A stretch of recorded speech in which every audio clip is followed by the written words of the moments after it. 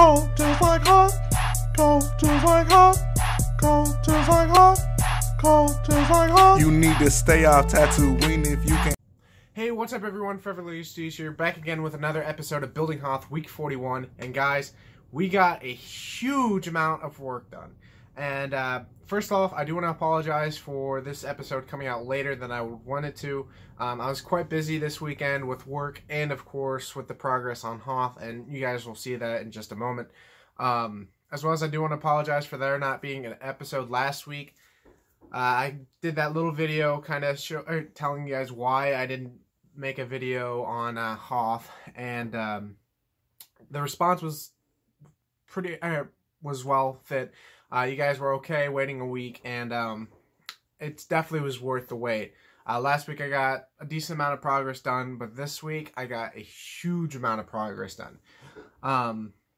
Sadly, we didn't get to the third section with the mountain and all that this week. I know I mentioned in the previous episode of Hoth that this week particularly was going to be starting that, but that will be starting next week, and that's a for sure thing, because the fact is, if you see the title, the front section is complete. The whole area right here is done, and I'm really excited to show you guys. And you guys are going to freak on how it actually looks. Like, going back to last week's episode, or the previous episode, and going to this episode and seeing the difference, it's insane. So I'm really excited. I'm going to stop chattering, and let's get into today's episode. Okay, guys, so here's an overview look of Hoth. And like I said in the intro, as well as the title, the front section is complete. And it looks amazing in my opinion. I'm so happy that this area is done. Or I guess the battlefield's done. Again, like I mentioned in the beginning, if you go back and check out episode 40, not last week's episode, but the previous one, this was nothing. All that was on this was like the beginning of that mountain, I believe, and the little white border that went across. Other than that, a whole bunch of filler was showcasing all of this. The feet were not there. The footprints weren't there. Nothing was, this was gone. So all of this was in the progress, as well as filling in all those gaps right over there. All this was done this past weekend, and I'm not even kidding. I stayed up till 2:30 in the morning Friday night, getting the innard plating as well as the bricks and all that taken care of, basically underneath all of this. I got that all taken care of, as well as the kind of start of the footprints. And then Saturday, basically after I got that large order, which I did a video on, yada yada. But basically, after getting that order, I went straight to building. I'm not kidding. I literally dumped out all those parts and started working, and this is what came out of it. We finished that snow mound type of deal right there, and I actually really liked how that came out. We also put a little small one right there, kind of as a space holder. I was looking at it, and I don't know. I thought it would look nice to have a small one right there, and I actually really liked it. We got a footprint in the middle, of course, because of the fact that that foot was just there. And it's pretty much made the same as this one. The only difference is, it's between the walker legs. I also do want to point out, if you're curious, why as the walker's feet there, because of the fact that the second walker isn't done. James and I, James came over this previous week, and he and I got a bunch of work done on the actual walker, including, the 4 feet minus a few pieces that are missing that I forgot to order. The feet were done. That head right there, that's the second head, is done. As well as James started working on the paneling, I guess, for the walker. But how we did it is we built the feet. We took those little doohickeys right there, placed on there, and put the legs on there. But the question is like, how did we get the measurements correctly? And we did it by this little doohickey right here that James picked up quickly. I know it's like, what in the world is it? Funny enough, this is actually the I guess, dimensions, or basically the exact size of the thigh, or to the point where the actual technic pins actually fit into the body of the walker. Basically, the legs actually hook in right there and there, and basically it'll go right here. And actually, we were able to angle it to the point where we wanted to, and it actually worked. And now, if you're curious, oh well, what if this isn't completely accurate? Trust me, we made sure we calculated it, we measured it, we made sure that everything was correct, as well as we did a little bit of calculating as like how far is the front toe to the back toe. Basically, we went from that toe to this toe, and everything measures out correctly. Now, of course, as you can see, they're not completely parallel with each other. That is because of the fact that we placed them in different stances. This one's like mid-walking motion. This one's like kind of starting walking towards the battlefield. This one's already ahead a little bit. This one's behind just a little bit. But even so, it just looks so awesome in my opinion. I do want to point out that this previous week, I was able to purchase a bunch more parts other than the 2 orders I got in the mail. I still have about 10-ish orders still coming. I'm really excited to get those in, and most of them are a combination between figures and the legs of the walker. I bought all 4 legs, so this is going to look like this, hopefully by next week's episode. I actually should have all the parts in by next week's, so I'm going to get James over so we can finish the paneling as well as finishing the legs, because this is going to look really nice, you know, when they both pretty much look the same. But overall, I can't stop loving how this looks. My favorite angle is probably this angle about right here. I really love how this looks. You've got these trench, some troops heading out. Also, I do want to point out that even though the battlefield's done, of course, there's a couple things that we need to put on, which is the final touching up, is basically a couple more snow speeders, as well as adding a few more figures. I think the rebel figures, at least in this area, are actually fine. I ordered a couple more. I apologize for that. My doggo was barking. Like I was saying, I think the rebel figures is actually pretty fine. I did order a couple more, and I'll probably fill in the little space right there. Honestly, the rebel figures are actually fine because of the fact that most of the rebels are actually going to be inside the trench, and that's where most of them are. And then you've got a couple of them spread it out in the actual battlefield. Then, of course, you got 3 in the sniper ditch. And honestly, I think the rebels are fine where, you know, the amount of them. Again, I did order a couple more. Whereas the snowtroopers, I'm going to try and get a few more because of the fact that, I don't know, honestly, it looks fine right now because of the fact that I tried to space them out. But I think that adding a few more will look much nicer. I assume I'll probably purchase like 5 more, kind of placing them out.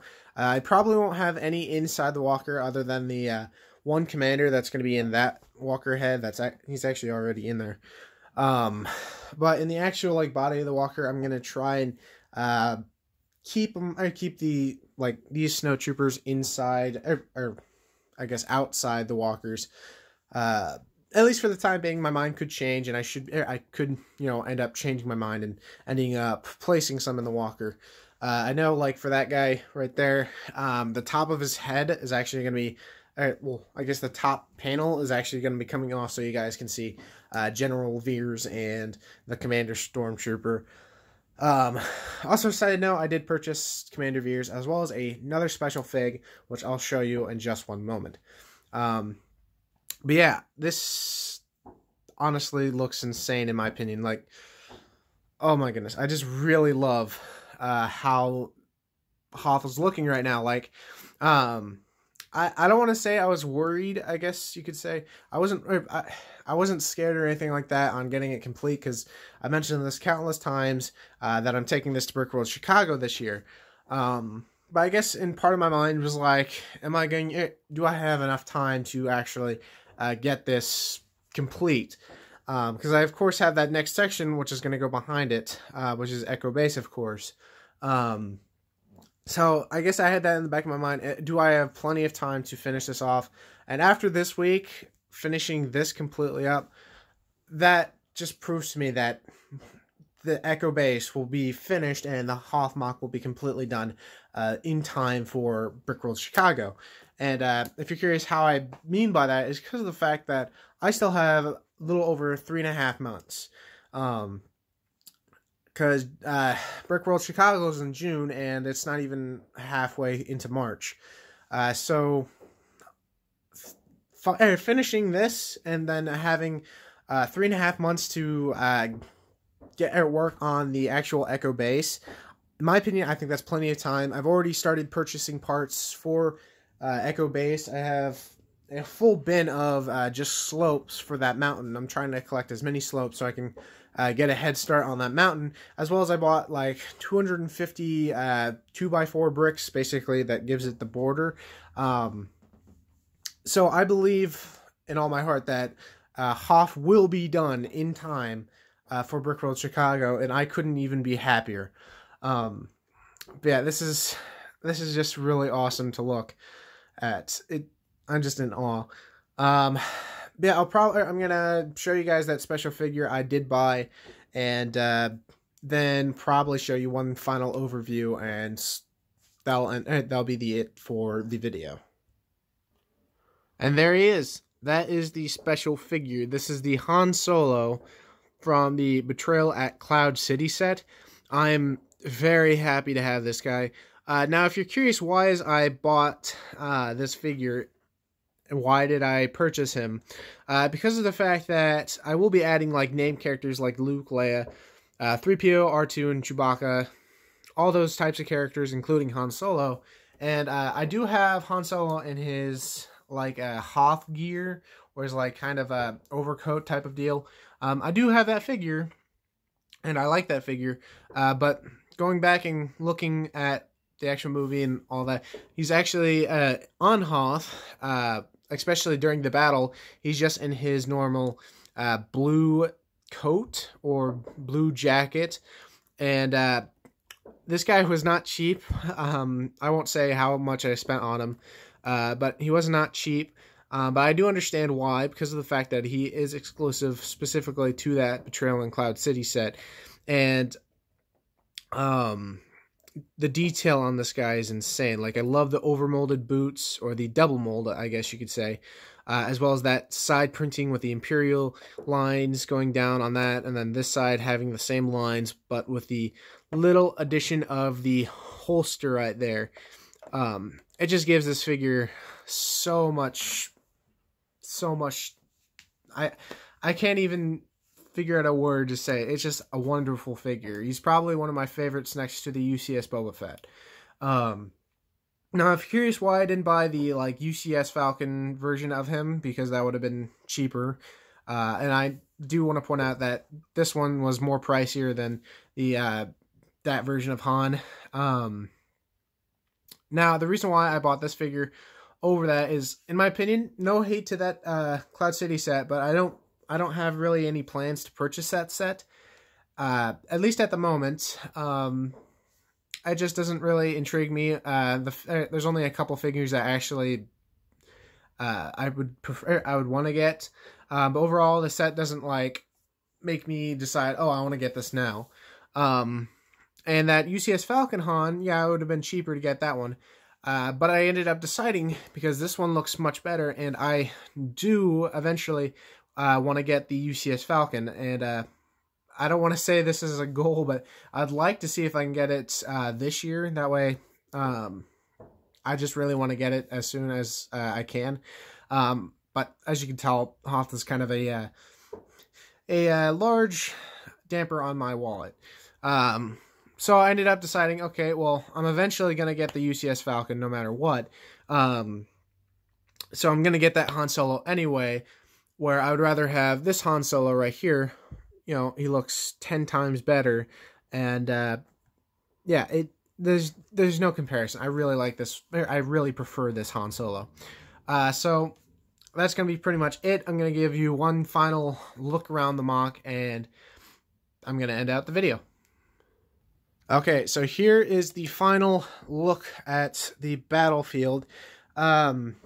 Sadly, I probably won't be working on this for a while after today's episode, because of the fact that all that's left, of course, is adding the walkers and then the snow speeders. I do want to point out that after the walker, or the second walker, is complete, all that's left is buying the body. But after the second walker is completed, I'm gonna start purchasing parts for the snow speeders. That way, I still have like a kind of a combo going where I've got parts for the actual Hoth, but then I've also got, you know, parts going for the vehicles. But yeah, so that, again, this is my favorite look at it. I honestly love how this battle looks. I don't know. I'm somewhat speechless on how this looks. Like, I don't know. I love the way this looks, and I'm really excited to get started on Echo Base. And I'll get more in depth in the outro, but next week we'll be starting the next section. Okay, so let's go out to the outro. Okay, guys, so that was this week's episode of Building Hoth, and honestly, I think it was worth the extra wait of the extra week, and I assume that you guys are going to agree with me because of the fact that the battlefield's done. I'm really loving how it's looking, and I think you guys will as well. But like I mentioned in the video, next week I will be starting up the next section. I've already started purchasing parts. I have everything pretty much ready to go, and so it's going to be starting next week no matter what. Plus, since this area is done, there's no really going back to it other than placing the walker and placing the snow speeders. But honestly, that's pretty easy. I can actually work on Echo Base while purchasing those things and getting it set up. But I really want you guys to let me know in the comment section below what you guys thought of today's episode and what you think of how the MOC's looking right now, as well as if you thought it was worth the wait of an extra week. I also do want to point out that in that little update I did, I mentioned that I was wanting to do or start up a Q&A series, basically where you guys comment a question in like the previous episode, and then I'll answer in that video, or try to answer as much as I can. And you guys really like the idea. Like, I got a lot of response to doing that. So I'm working on getting that set up. If you guys, a few people asked me questions on that, that I'll probably be taking. So if you have any questions for me relating to Lego Star Wars or Lego Star Wars, let me know in the comment section below, as well as MOC questions. I really enjoy answering those. Also, if you have any idea, I'm trying to figure out a good name for this series. If you got any ideas, I would love to see what you guys think. But yeah, I think that's going to be it. Hope you all enjoyed, and if you did, definitely smash that like button for seeing the battlefield complete. And again, comment down a question for the first episode of the Q&A series, as well as what you think of today's episode of Hoth. So I think that's going to be it. If you're not new to this channel, definitely subscribe, and I will see you guys in next week's episode of Building Hoth.